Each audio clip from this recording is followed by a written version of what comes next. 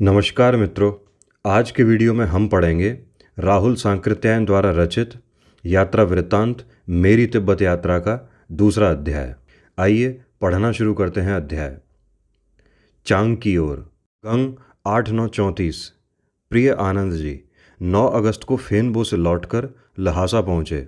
उससे पहले की बात पिछले पत्र में लिख चुके हैं। इस 1 महीने में कोई बड़ा काम नहीं किया, सिर्फ साम्यवाद ही क्यों को समाप्त किया। पहले लहासा जाने का इरादा था, किंतु फेनबो के प्रांत में जाने से हमारे फोटोग्राफर नातीला ने एकदम मन ढीला कर दिया। हमारे पास किताबों के फ़ोटो लेने का कैमरा नहीं। कैमरा तो है, किंतु वह ग्याची में पड़ा है। कोई आने वाला आदमी नहीं मिला कि उसे यहाँ लावे। दूसरे सभी पुस्तकें जो यहाँ हैं, बिना भोट सरकार की आज्ञा के देखने को मिल नहीं सकती। रिजेंट और महामंत्री ने कहा भी कि पत्र शीघ्र भेज देंगे, किंतु वह नहीं ही मिला। उसकी उतनी आशा भी न थी। यदि मिलेगा तो ज्ञानची भेज देंगे। लहासा के लिए खच्चर भी नहीं मिला। इस प्रकार इस बार समये नहीं जाना हुआ। ज्ञानची के लिए एक सज्जन 4 तिथियों तक वादा करते रहे। आखिरी तिथि उन्होंने बहुत विश्वास दिलाकर 9 सितंबर मुकर्रर की, किंतु कल पूछने पर मालूम हुआ अब जरूर 11 सितंबर को भेजेंगे। खच्चर के मालिक भोट के एक सरदार हैं, तो भी यहाँ के लोगों में तो यह बात आदत में शामिल हो गई है। आखिर में कल ही पक्का निश्चय कर लिया था ज्ञानची चल देने के लिए। छू सिन शर वालों को 4 खच्चर देने के लिए कहा। खच्चरों की हिफाजत के लिए डेपुंग मठ का एक भिक्षु चलने को तैयार हुआ। हम और गेशे चलने को तैयार। आज सवेरे पहले तो मंगोल भिक्षु मुश्किल से तैयार हुआ, फिर मिलने पर बोला मैं विहार से कपड़ा लत्ता लेकर रास्ते में तैयार रहूँगा। खैर, हमने खच्चरों को कसने को कह दिया। छू सिन शर वालों ने वह काम फेनपो यात्रा में तलवार उठाने वाले सोनम गेंजे को दे दिया। हमें पहले ख्याल न हुआ। उसने छू सिन शर के 12 खच्चरों में एक बूढ़े, एक लंगड़े, 2 और भी करीब करीब वैसे ही कस दिए। 9:30 बजे सवेरे लहासा छोड़ा। शहर से बाहर निकल कर देखा तो मालूम हुआ खच्चरों की मुहेड़ी भी नहीं और न रात को बांधने की रस्सी। हमारे खच्चर पर तो उसने नीचे का मोटा गद्दा भी नहीं लगाया, जिसके बिना खच्चर की पीठ जल्द कट जाती है। हमने लंगड़ी खच्चरी को कुछ दूर तक साथ में चलने वाली दूसरी खच्चरी से बदलना चाहा, जिसका विरोध छू सिन शर के दूसरे खच्चर नौकर ने किया। बहुत आग्रह देखने पर वह लौट गया और उसने जाकर सोनम गेंजे से कहा। हम लोग डेपुंग बिहार के नीचे वाले गांव डेपुंग से आने वाले भिक्षु के इंतजार में रहे। इतने ही में सोनम गेंजे दूर से ही बाँह चढ़ाते आया। उसके पास तलवार भी थी। हम हट गए। वह लाल खच्चर लेकर लौट गया। पहले इरादा था साथ में भेजकर लहासा से छू सिन शर से दूसरा खच्चर मंगावें। फिर छू सिन शर वालों की भी कठिनाई का ख्याल आया। दूसरे खच्चर को खिलाने वाले आदमी का भी पता नहीं। अंत में सोच विचार कर छू सिन शर के खच्चरों को लौटा देने का निश्चय किया। संयोग से उसी वक्त कुछ गधे वाले आ गए। उन्होंने 3 गधों पर हमारा सामान लाद लिया। ब्रह्मपुत्र की धार तक के लिए किराया ठीक हुआ। आज लहासा से 10 मील पर इस गांव में ठहरा। ब्रह्मपुत्र के नेपशोला पर बहुत डांके पड़ रहे हैं। इधर भी रास्ता खतरनाक है, तो भी लहासा में यों बेकार बैठे रहने से चलना ही अच्छा। साथ में प्रयाग और पटना म्यूज़ियम की चीज़ें भी हैं। खतरा बहुत अधिक है, इसमें जरा भी संदेह नहीं। मैं और चित्रकार धर्मवर्धन 2 ही हैं। उनके पास एक पिस्तौल और एक छोटी तलवार है। और भी लिखता, किंतु बहुत लिखने का मन नहीं कर रहा है। पैदल चलने से थक भी गया हूँ। तिब्बत में गधे वालों का कायदा खच्चर वालों से अलग ही है। जहाँ खच्चर वाले 9-10 बजाकर चलते हैं, वहाँ गधे वाले 2-3 घंटा रात रहते ही चल देते हैं। गधे वाले गांव में ठहरना भी नहीं चाहते, क्योंकि वहाँ उन्हें चारे के लिए दाम देना पड़ता है। हम लोग चाहते नहीं थे कि पटना और प्रयाग के म्यूज़ियम की चीज़ों तथा अपनी जान को लेकर गांव से दूर पड़े रहें। खैर, हमारे गधे वाले बड़े ही भले मानुस निकले। इनाम अकराम देने पर भी यदि तिब्बत में आदमी भले मानुस निकल जाए तो उसका शुक्रगुजार होना चाहिए। उन्होंने हमारी बात मानकर ही गंग के गांव में रहना स्वीकार किया था। गंग से 2 घंटा रात रहते 5:30 बजे ही चल पड़े। यद्यपि शुक्ल पक्ष की परिवाह होने से रात अंधेरी थी, तो भी तारे काफ़ी उजाला दे रहे थे। लहासा 31 अक्षांश उत्तर है, इसलिए उत्तर ओर ध्रुव तारा उतना ही ऊपर क्षितिज में दिखाई पड़ रहा था।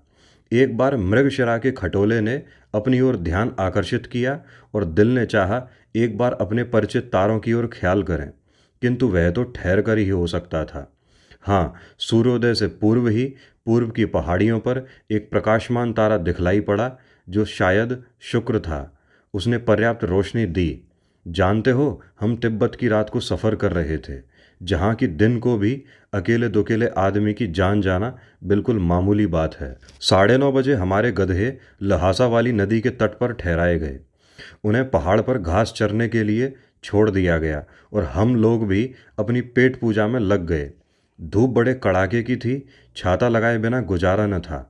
राहगीर ने कहा, आपका साथी मंगोल भिक्षु आगे जा रहा है। वह पूछ रहा था, खच्चर पर चढ़े भारतीय भिक्षु क्या आगे मिले? अब मालूम हुआ कि जिन्हें हमने खच्चरों के लिए ठीक किया था, खच्चरों के लौटा देने पर भी वह हजरत आगे बढ़ते जा रहे हैं। हम लोग 2 बजे फिर रवाना हुए। कुछ धूप भी थी और इधर शरीर में थकावट मालूम हो रही थी। हिम्मत तो खैर अब भी पैदल चलने के लिए थी, किंतु प्यास बहुत लग रही थी। शाम को दजड़ शमंग गांव में पहुंचे तो बुखार आ गया। रात को कुछ नहीं खाया। मकान वैसे अच्छा था, किंतु बत्ती बालने के बाद ही से शरीर का कोई कोई भाग चुनचुनाने लगा। पहले उधर ख्याल नहीं गया। सब लोग सो गए, हम भी लेटे। अब सारे शरीर में चुनचुनाहट हो रही थी। उठने में आलस सी थी। लेटे लेटे सोच रहे थे, पिस्सू हैं या खटमल। किंतु और देर तक मन बहलाव करना मुश्किल था। टॉर्च उठाकर देखा, दीवार सिरहाने और दाहिनी बगल दोनों ही लाल लाल चलित बिंदुओं से सुशोभित हो रही है। आ खटमल दादा, तुम पहुंच गए। हाथ को बदन की एक चुनचुनाहट पर फेरा तो मालूम हुआ पिस्सू भी। अब क्या किया जाए?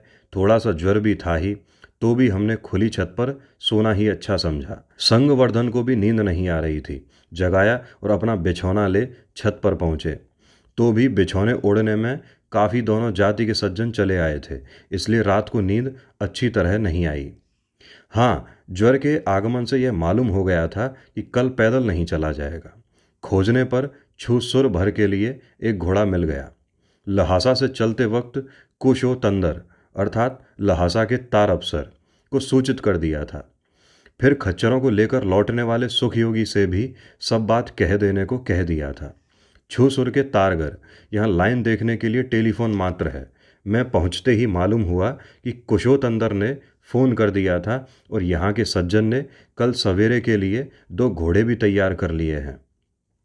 किंतु हमें तो आज ही चल देना था। ज्वर के आते ही अब ख्याल होने लगा शीघ्र से शीघ्र आगे पहुंचने का। ऐसा न हो कि कहीं रास्ते में ही रुक जाना पड़े। खाने की तो भूख नहीं थी और ज्वर भी था, तो भी शरीर में ताकत कायम रखने की भी अत्यंत आवश्यकता थी। नहीं तो 2 बड़ी बड़ी जातों को पार कर आगे पहुंचना हंसी ठट्टा नहीं। उसी समय भगवान कृष्णचंद्र आनंद कंद के वचनानुसार परम सात्विक शुक्लांबर धर विष्णुम शशिवर्णम का ध्यान आया।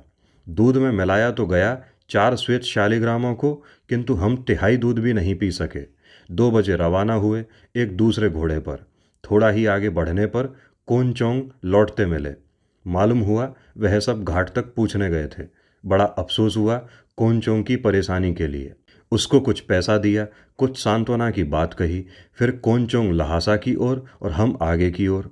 थोड़ी दूर आगे बढ़ने पर दिल में व्यथा होने लगी। कोनचोंग को कुछ और पैसा देना चाहिए था। बड़ा ही भला मानुस था, लेकिन अब तो वह दूर चला गया था। रात को सेमथोप गांव में रास्ते पर ही ठहरे। कल रात के अनुभव ने बतला दिया था कि घर में रहने से पेड़ के नीचे रहना अच्छा है। पेड़ के नीचे ही डेरा पड़ा और बड़े आराम से सोए।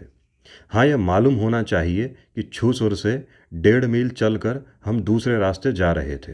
पहले हमारा जाना खमवा ला जोत से हुआ था।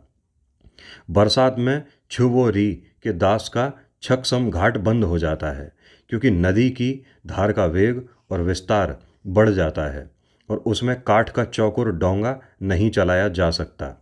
छुवोरी अर्थात पहाड़ को उस पार देखा। यह खास भारत से आया पहाड़ है, ऐसा सभी भोटवासियों का विश्वास है और हम भारतीयों को भी देशभक्ति के नाते उसे स्वीकार ही करना चाहिए। यहाँ एक अच्छा सवाल बनता है कि कौन से पहाड़ को भारत से आया पहाड़ माना जाता है। तो ये है छुवोरी, इसको हमें याद रखना है। इस पर्वत की उसी तरह परिक्रमा की जाती है जैसे चित्रकूट की। इसके चारों ओर 108 विहार, 108 चैत्य और 108 चश्मे बतलाए जाते हैं। 11 दिसंबर 1934 को फिर रात रहते ही चल दिया। कुछ देर पर रास्ते में दो महान स्तूप दिखाई पड़े। अनुराधपुर के रत्नमाल्य जितने तो नहीं, तो भी बहुत ऊंचे हैं। दिन होता तो और देखते और फोटो भी लेते। ये बिल्कुल बेमरम्मत हैं। आगे वखोर का मठ मिला, फिर छोस सुकोर यंगचे का बहुत ही विशाल विहार, जिसके पास में सफ़ेदे के कितने ही बड़े बड़े बाग भी हैं। इन विशाल मठों और उनके निवासी भिक्षुओं को देखकर चित्त को खेद होता है। भोटवासियों को उन्होंने ही बहुत से दुर्गुण सिखलाए हैं। भोटवासियों के लिए तब तक भले दिनों की आशा नहीं जब तक यह इतनी संख्या में मौजूद रहेगी। दाल में नमक स्वाद का बढ़ाने वाला होता है, किंतु उसका खास परिमाण है। यदि दाल के भाग को भी नमक ही ने ग्रहण कर लिया तो फिर वह दाल क्या खाने की रहेगी। आगे रास्ते में चलते एक पत्थर का खंभा मिला। भोट सम्राटों के लेख स्तंभों के बारे में कुछ जानकारी होने से तुरंत ही पहचान लिया, और गौर से देखने पर दो और कुछ पंक्तियां भी दिखाई पड़ीं। छापा लेने भर के लिए समय न था। 9 बजे ब्रह्मपुत्र के धार पर पहुंचे। घंटे भर के इंतजार के बाद चमड़े की नाव अर्थात क्वा मिली और पार हुए। गांव में 3 बजे तक रहना पड़ा। तब नमप शिवा के लिए 2 घोड़ों और 2 बैलों का इंतजाम हुआ। रहने के लिए एक बड़े जमींदार के यहाँ इंतजाम हुआ। एक आदमी ने अपनी फूली नाक की दवा मांगी। टिंचर आयोडीन लगा दिया। फिर क्या था, उस 5-6 घर के गांव से 5-6 मरीज आ पहुंचे। 3 औरतों के फोड़े फुंसियों का असल कारण तो आतशक था। तिब्बत में, खासकर भारत और लहासा के बीच के रास्तों में, यदि कोई डॉक्टर आए तो उसे सबसे अधिक रोगी गर्मी और सुजाक के मिलेंगे। आज सवेरे 7 बजे हम यबशोला की ओर चला। पहले आसान चढ़ाई ने उत्साह बढ़ाया, किंतु आगे फिर दांत खट्टे होने लगे। साथ ही आज वर्षा भी होने लगी। भोट देश की जोतें तो खून और डकैती के खास स्थान हैं। बड़ी सावधानी से जाना पड़ता है। यबशोला की चढ़ाई कड़ी है और दूर तक है। धर्मवर्धन को ऊंचाई के कारण हिचकी सी आने लगी। हमने कहा, एक अंडा निकाल कर खाओ। खाने के साथ ही बंद हो गई। जोत पर पहुंचकर हमें एक और बीरी और सफ़ेदे के वृक्षों वाली ब्रह्मपुत्र उपत्यका दिखाई पड़ रही थी, और दूसरी ओर वृक्षों से सर्वथा शून्य नीलम जैसे पानी वाला युमडोक सरोवर की तटी। इधर उतराई बहुत दूर तक समान सी है, फिर कुछ कड़ी सी। हम तो आज सारी उतराई पैदल ही आए। 2 दिनों तक प्राय उपवास ही रहा। हाँ, शरीर में शक्ति रखने के लिए कल ही 1 दर्जन अंडों का फलाहार हुआ था, और आज भी चलने से पूर्व 3। उन्होंने काफ़ी ताकत दी। आज रात को भात बनवा कर खाया, साथ में कुछ सूखी मछलियों का सालन था। अन्न मीठा लगा। 5:30 बजे शाम को पेदे जोड़ पहुंचे। तारघर, यहाँ भी टेलीफोन मात्र। पहुंचने पर मालूम हुआ कृपालु कुशोत्तंदर ने यहाँ भी मदद देने के लिए सूचना दे रखी है। यहीं पर एक पत्र लिख रहा हूँ। मालूम हुआ कल नंगरचे से सर चार्ल्स बेल यहाँ आ रहे हैं। वह समय आदि को देखने के लिए इस वृद्धपन में भी विलायत के आराम को छोड़कर आ रहे हैं। हो सकता है कल रास्ते में भेंट हो। 4 दिन में ज्ञानचे तो पहुँच सकते हैं, किंतु यदि सवारी बार बर्दारी का प्रबंध होता तब ना। आज इतना ही। नगरचे 13/9/34। युमडोक सरोवर की यह उपत्यका बहुत ठंडी है। ऊंचाई 14,000 फीट से क्या कम होगी, इसीलिए यहाँ सर्दी से बचने का काफ़ी इंतजाम करना पड़ता है। हम लोग आज भिनसारे 6 बजे ही चल पड़े। भिनसारे का अर्थ होता है सुबह सुबह। वैसे सीधा रास्ता होता तो नगरचे 3-4 घंटे से अधिक का रास्ता हमारे सुस्त साथियों के लिए भी न था, किंतु झील की एक घुमाव के साथ एक बड़ी दुम एक और बढ़ जाती है, जिससे 6-7 मील का चक्कर पड़ता है। इस दुम के साथ आगे को टशी लोहन पो का रास्ता गया है। प्राय 1 दिन आगे जाने पर रोंग प्रदेश है, जहाँ पर 11वीं सदी में भारतीय पंडित सूक्ष्म दीर्घ कितने ही समय तक रहे थे। यहीं के डकपा नामक परिवार में 15वीं शताब्दी के 35 सुंदर चित्रपट हैं। बहुत इच्छा तो थी जाने की, किंतु चित्र लेने का कैमरा ज्ञानची में पड़ा है। जाड़े के 2 महीनों तक झील जम जाती है। फिर लोगों को इस दुम की परिक्रमा करनी होती है। हमारे घोड़े नमपा शिव तक के लिए थे। जब वह 1 मील करीब रह गया तो सर चार्ल्स बेल और उनके साथी मिले। अपने ही उन्होंने घोड़े को खड़ा कर दिया और कहाँ से आते हैं, किस काम से गए थे, पूछा। पहले वह हिंदी में बोलते रहे। मुझे कितनी ईर्ष्या हो रही थी। कहाँ यह 70 वर्ष का मुट्ठी भर हाड़ हिमालय के इन दुर्गम पहाड़ों को पार करने की हिम्मत कर रहा है, और कहाँ हमारे नौजवान। इसमें शक नहीं, उनके पास 25 घोड़े, गधे, सामान हैं और नौकर भी, किंतु वह तो हमारे धनी नौजवान भी कर सकते हैं। उनसे हिमालय की कठिनाइयाँ शून्य के बराबर नहीं की जा सकती। बेल साहेब को तिब्बत जाने वाले बेल लुनछेन कहते हैं। लुनछेन भोट शासक दलाई लामा के बाद दूसरा पद है। यह हमें थोड़ा याद रख लेना है कि लुनछेन भोट शासक के दलाई लामा के बाद का दूसरा पद है। इस पदवी को सर चार्ल्स के मित्र स्वर्गीय दलाई लामा ने प्रदान की थी। सर चार्ल्स ने जब दलाई लामा के मरने के पहले एक बार फिर तिब्बत और लहासा देखने की इच्छा प्रकट की तो उन्होंने स्वीकृति दे दी। सर चार्ल्स अपने पुराने मित्र को न देख सके, इसका अफसोस उन्हें जरूर होगा। उनके साथ चलचित्र लेने का कैमरा भी है। बेल साहेब की 2 पुस्तकें पहले भी तिब्बत के लिए सबसे अधिक जानकारी देती हैं। इस यात्रा से भी बाहर की दुनिया को तिब्बत के बारे में बहुत कुछ जानने को मिलेगा। सर चार्ल्स ने कुछ रुपए देने चाहे, जिसे मैंने धन्यवाद पूर्वक अस्वीकार कर दिया। प्राय 20 मिनट तक घोड़े पर ही चढ़े बात करके हम लोगों ने अपना अपना रास्ता लिया। नमपा शिव के चोला अर्थात भाईजी ने ज्ञानची के लिए खच्चर न देने के बहाने खोज लिए। आखिर 4 घंटे विश्राम के बाद नगरचे तक का प्रबंध कर दिया और हम यहाँ पहुँच गए। कुशो तंदर की सूचना के अनुसार यहाँ के भी तारघर वाले सज्जन ने रहने आदि का प्रबंध कर रखा था। घोड़े भी मिल ही जाते, यद्यपि कुछ महंगे, किंतु सौभाग्य से आज नेपाल राजदूत ज्ञानची से यहाँ पहुँचे और उनके पहुँचाने वाले घोड़े आसानी से मिल गए। परसों तक ज्ञानची पहुँच जाएंगे। ज्ञानची 16/9/34। कुछ तरद्दुद तो हुआ, किंतु नगरचे से रालोंग के लिए 4 घोड़े मिल गए। किराया भी 8 आना घोड़ा के करीब पड़ा। घोड़े वाले नेपाली वकील के पहुंचाने के लिए बेगार में आए थे। आज ही उन्हें घर लौट जाना था, जो कि 35-36 मील पर था। 5 बजे रात ही को अंधेरे में हमें कूच कर देना पड़ा। चलने के वक्त भी आसमान में बादल छाए हुए थे। सुबह होते होते तो बूंदें भी पड़ने लगीं। हम लोग 14,000 फीट के ऊपर जा रहे थे। ऊपर से बूंदाबांदी, फिर सर्दी क्यों न लगे। हमको ज़्यादा चिंता थी म्यूज़ियम की चीज़ों और पुस्तकों की।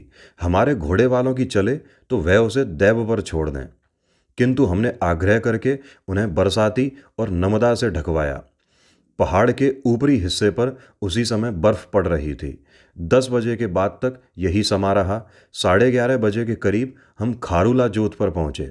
लहासा से ज्ञानची तक 5-5 मील पर सरकार ने डाकियों के लिए घर बनवा दिए हैं।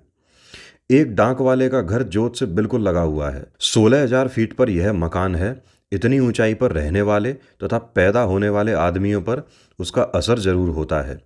आजकल ही यहाँ हाथ पैर ठिठुर जाते हैं, फिर जाड़ों की बात ही क्या, और ये लोग 12 मास यहीं रहते हैं। हम लोगों के पहुँचते ही डाकिया की अधेड़ स्त्री ने, जो अपने पति से उम्र में दूनी से क्या कम रही होगी, आकर हमारे घोड़ों को पकड़ा। घर की छत बहुत नीची है और वह सारी धुएं से काली है। हम लोगों के आसन पर बैठते ही उसने आग बाल दी, चाय की देगची चढ़ा दी। हमारे हाथ पैर सुन्न हो रहे थे। थोड़ी देर में गर्माहट पैदा हो गई। बिस्कुट और नगरचे से लाए सूखे भेड़ के मांस का फलाहार शुरू हुआ। खौल जाने पर खूब आड़े हाथ मक्खन डालकर चाय बनाई गई और फिर लगे प्याले ढलने। भोजन और विश्राम कर हम फिर चले और 4 बजे शाम को रालोंग के तारखंग में पहुंच गए। हम सोच रहे थे यहाँ पर भी कोई चोला होगा, किंतु पूछने पर एक स्त्री ने कहा, मैं ही तार भेजने वाली हूँ।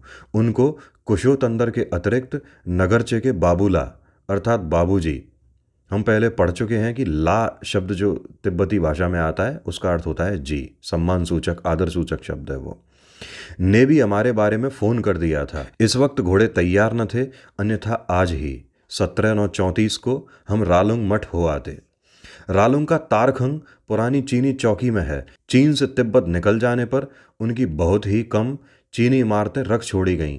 शत्रुता के कारण सभी को भूटिया लोगों ने नष्ट भ्रष्ट कर दिया। रालोंग भी काफ़ी ठंडी जगह है। यह तो इसी से मालूम है कि उसके बहुत नीचे तक कोई वृक्ष नहीं जम सकता। रात को ज्ञानची के लिए 4 घोड़ों की बात चलने लगी तो भी कोई निश्चय न हो सका। इतना पक्का हुआ था कि कल हम लोग रालुंग मठ देखने जाएंगे। सवेरे 15/9/34 4 घोड़े ठीक हुए। हम लोग 2 घोड़ों पर रालुंग मठ की ओर चले, जो 3 मील से कुछ ऊपर है।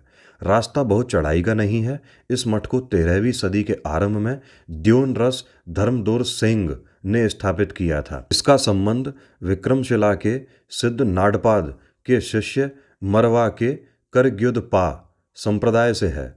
हमें किसी ने बतलाया था रालुंग मठ में तालपत्र की पुस्तकें तथा कुछ पुरानी मूर्तियां मिल सकती हैं। हम 9 बजे के करीब मठ में पहुंचे। मठ पहाड़ के मैदान में है। इस मठ की विशेषता यह है कि यहाँ भिक्षु और भिक्षुणियाँ दोनों एक साथ रहते हैं और दोनों अधिकतर इसी मठ में पैदा हुए हैं।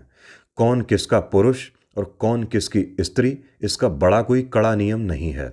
भिक्षु 70 के करीब होंगे और भिक्षुणियाँ 100 से अधिक। भिक्षुणियाँ बाल निकली एक प्रकार की लाल टोपी लगाती हैं, जो खोपड़ी से चिपटी सिर की भांति ही होती है। पुराना मठ किसी समय अच्छा बना था। इसमें 2 तल्ले हैं। भीतर के खंभे भी अच्छे हैं, किंतु नीचे से ऊपर तक आजकल बिच्छू घास सुखाई जा रही है। इतना पुराना विहार होने पर भी लकड़ी की सीढ़ियों का न घिसना बतला रहा था कि यहाँ बहुत दर्शनार्थी नहीं आया करते। हमारे पास समय बहुत कम था, क्योंकि आज ही हमें ज्ञानजी के लिए रवाना होना था। इसलिए पुजारियों और पुजारिनियों के आते ही हम दर्शन के लिए चल दिए। नीचे के तल में 4 देवालय हैं। इसमें एक में मैत्रेय, दूसरे में बुद्ध और बाकी 2 में और पीतल की मूर्तियां हैं। मूर्तियां सुंदर हैं। दीवारों पर किसी समय सुंदर चित्र थे जो मिट चुके हैं। बहुत सी छोटी छोटी मूर्तियां ऊपर के 2 देवालयों में मुहर के साथ बंद करके रखी गई हैं।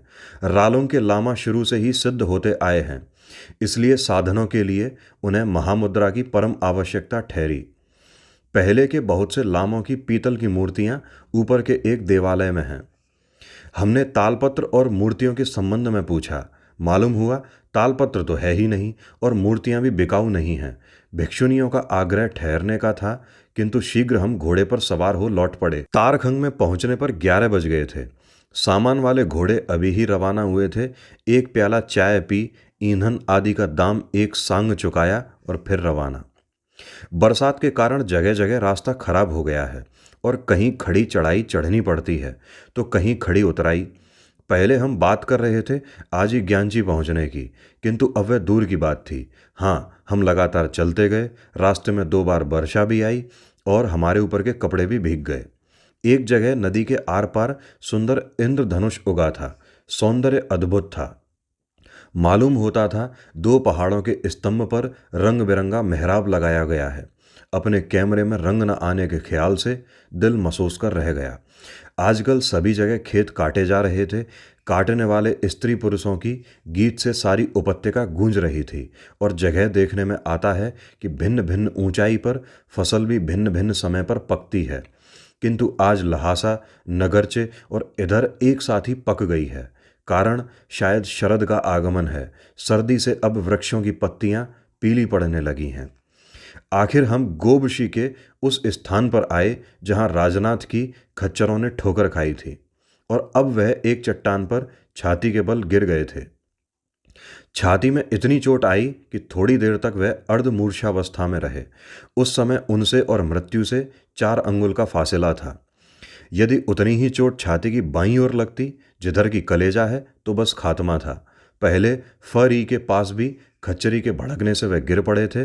उस समय रस्सी की रिकाव उनके एक पैर में फंस गई। खच्चरी जोर से भागती गई। प्राय 2 फरलांग तक वह घसीटते गए। संयोग से भूमि बराबर सी थी, उसमें पत्थर न थे और अचानक राजनाथ के हाथ से खच्चरी के पैर में पड़ने से वह गिर पड़ी। उस वक्त तो मृत्यु से कुछ मिनटों का फासला था। पहली घटना से चिंता में पड़ गया था। फरी पहुंचने पर उनके MA का परिणाम मालूम हुआ कि वह प्रथम श्रेणी में प्रथम हुए। बतलाओ, यदि कोई अनिष्ट हो जाता तो दिल में सदा के लिए कैसा एक कांटा सा चुभा रहता और उन माता पिता और बेचारी स्त्री की क्या दशा होती। मेरा दिल तो यह सब सोचने में आज भी घबराने लगता है। यही कारण था लहासा पहुंचने से पहले ही मैंने निश्चय कर लिया था कि किसी अच्छे साथी के मिलते ही उन्हें लौटा दूंगा। छू सिन शाह के मालिक साहू ज्ञानमान जब नेपाल लौट रहे थे तब मैंने राजनाथ के संकोच का कुछ भी ख्याल न कर उन्हें भारत लौटने की कड़ी सम्मति दी और मेरी सांस तब तक ऊपर टंगी सी थी जब तक उनका तार कलिम्पोंग से आ नहीं गया। अंधेरा होते होते हम एक 5-6 घर के गांव छवा में पहुंचे। कुत्तों के हाव हाव ने हमारा स्वागत किया। 16 को सवेरे ही सामान धर्मवर्धन के साथ छोड़कर हम आगे चल पड़े और 8:30 बजे ज्ञानजी पहुंच गए। 1.5 मास की डाक पड़ी थी। तुम्हारा भी पत्र था और जगदीश का भी। उत्तर में 26 चिट्ठियां लिखनी थीं। रात को 3 बजे तक जागते रहे। कल ही विज्ञप्ति के आय प्रूफ को भी देख डाला। आज सभी चिट्ठियां लहासा में संग्रह की गई चीज़ों के 22 पार्सल डाक में डाले जाएंगे। हाँ, श्री प्रशांत चंद्र चौधरी आईसीएस ने पुस्तकों के फोटो के लिए एक अच्छा कैमरा और 12 दर्जन फिल्म भेजे हैं। अब शक्य की यात्रा में उन्हें ले जाना है। शायद अखबारों में तुमने गृद्धकूट को खोज निकालने वाले श्री चौधरी का नाम पढ़ा होगा। पंजाब में हिंदी के प्रथम पुजारी श्री नवीन चंद्र राय की पुत्री, ये हमें याद रखना है, की पुत्री श्री हेमंत कुमारी चौधरानी को तुम जानते ही हो। प्रशांत चंद्र उन्हीं के पुत्र हैं। वंशानुगत गुण जानते ही हो, पिता से पुत्री में और उससे फिर उनके पुत्र में तिरछी चाल से चलता है। इस प्रकार चौधरी महाशय में गुण जरूर आने चाहिए। वह विद्वत्ता के साथ बड़े विद्या व्यसनी हैं और सबसे उत्तम बात तो यह है कि अभी तक उन्होंने विवाह की फांसी अपने गले में नहीं डाली। तशिबू 23/9/34। प्रिय आनंद, प्राय 1 सप्ताह की प्रतीक्षा ज्ञानजी में करनी पड़ी। वहाँ से संग्रहित चीज़ों को पंडित ब्रजमोहन व्यास प्रयाग म्यूजियम और जायसवाल जी पटना म्यूजियम। ब्रजमोहन व्यास जी ने मेरा कच्चा चिट्ठा शीर्षक से एक आत्मकथा लिखी है और उसमें नेहरू जी के सहयोग से प्रयाग म्यूजियम की स्थापना को उन्होंने चित्रित किया है। के पास डाक से भेज दी। ज्ञानजी में जितने दिन रहे ज्वर और कब्ज की शिकायत बनी रही। दोस्तों ने सलाह दी यहाँ रहकर अस्पताल की दवा करा के चंगे होकर फिर जाइए। मैंने कहा जाड़ा सिर पर आ रहा है, दरख्तों की पत्तियां पीली पड़ रही हैं। दवा कराने का मतलब है सबसे आवश्यक जिन मठों का दर्शन है उससे वंचित हो जाना। चलने पर बीमारी अपने दूर होती रहेगी। जितनी ही हम जल्दी कर रहे थे उतनी ही खच्चरों के मिलने में देरी हो रही थी। आखिर दूने से भी ऊपर किराया देने पर 3 पोंग डे गदही में घोड़े की औलाद मिले। कल 9 बजे हम लोग रवाना हुए।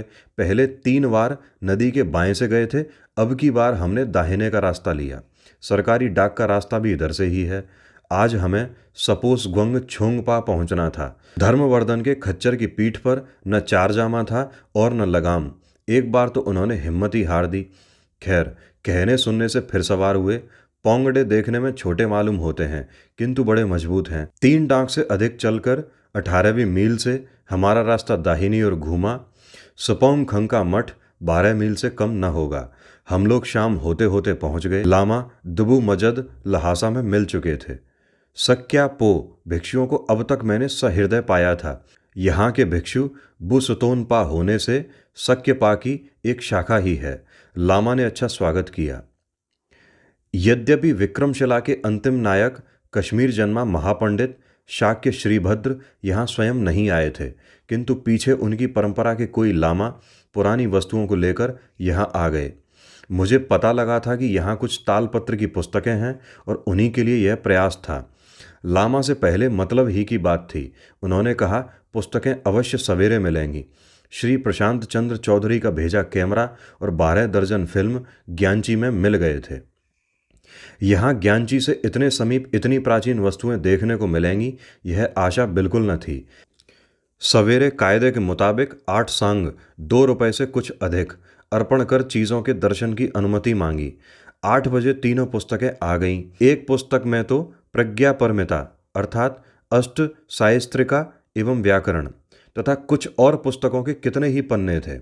दूसरी पुस्तक का तालपत्र अधिक सुरक्षित है। इसमें कुछ सर्वास्त्यवादीय सूत्रों पर सर्वास्त्यवादी शाक्य भिक्षु अश्वघोष की टीका है। इसी में अश्वघोष की परिकथा है। पुस्तक खंडित है। इन दोनों तालपत्र की पोथियों के अतिरिक्त एक पोथी कागज पर है जो संवत 1310 में लिखी गई थी। पोथी में मैत्रेय कृत मध्यांत विभंग कारिका, मध्यांत विभंग सूत्र और अभिसमयालंकार है।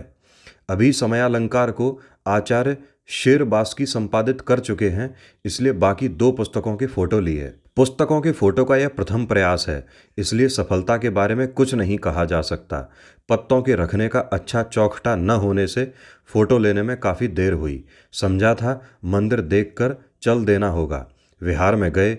यहाँ महास्थविर शाक्य श्रीभद्र की एक छोटी सी आसीन मूर्ति है जो उनके सामने ही बनाई गई थी।